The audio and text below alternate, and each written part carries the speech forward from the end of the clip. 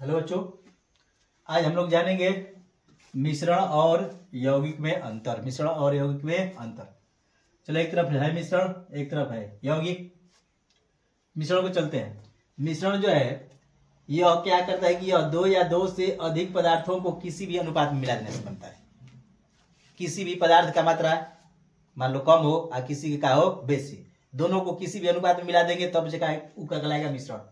जैसे मान लो पता है कुछ चावल है, चावल के कुछ दाने हैं और इसमें मान दाल के कुछ दाने मिला दे तो चावल के ज्यादा दाने में अगर दाल की कुछ मात्रा मिला देंगे तो दोनों की मात्रा समान नहीं होती है, तो वह होता है किसी भी अनुपात। किसी भी अनुपात में मिला देने से क्या बनेगा? मिश्रण बनेगा।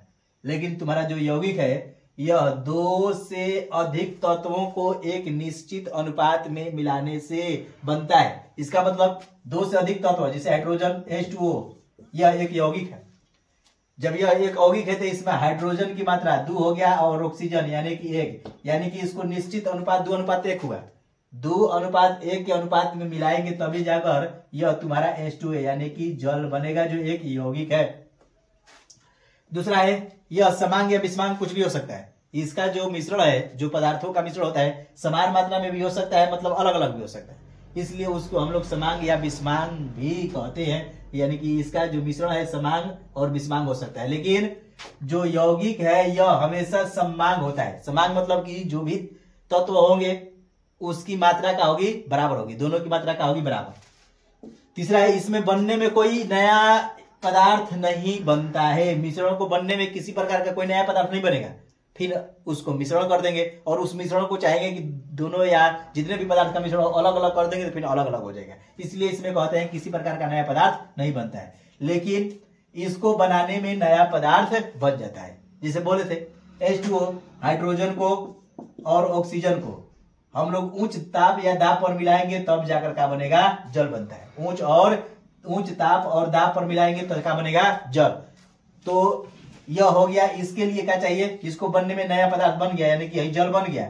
अगर हम पुनः जल को तोड़कर यानी कि हाइड्रोजन को अलग और ऑक्सीजन को अलग करने के लिए सोचेंगे यांत्रिक या भौतिक विधि से, तो यह कभी अलग होने वाला नहीं है। तो इसी को हम लोग कहते हैं कि इसको बनने में नया पदार्थ बनता है, लेकिन इसको बनने में नया पदार्थ नहीं बनता है, इसको अलग अलग कर सकते हैं। चौथा है इसको बनने में ऊर्जा नहीं बनती है। मिश्रण को बनाने में किसी प्रकार की ऊर्जा की जरूरत नहीं पड़ती है, लेकिन यौगिक को बनाने में ऊर्जा की आवश्यकता होती है। ऊर्जा मिल भी जा सकता है, ऊर्जा का अवशोषण भी हो सकता है, मतलब किसी प्रकार से, लेकिन इसमें किसी प्रकार की कोई दिक्कत नहीं है। पांचवा है इसमें दो या दो से अधिक पदार्थ के अणु होते हैं। दो या दो से अधिक पदार्थ के अणु हो सकते हैं, लेकिन इसमें क्या होता है एक ही प्रकार के हर जगह तुम्हारा अणु होते हैं। इसमें एक ही प्रकार के अणु भाग लेंगे, इसमें दो या दो से अधिक प्रकार के अणु भाग नहीं लेंगे। तो यह समझ में आया होगा। तो इसका पार्ट 2 देखने के लिए मेरे चैनल को लाइक और सब्सक्राइब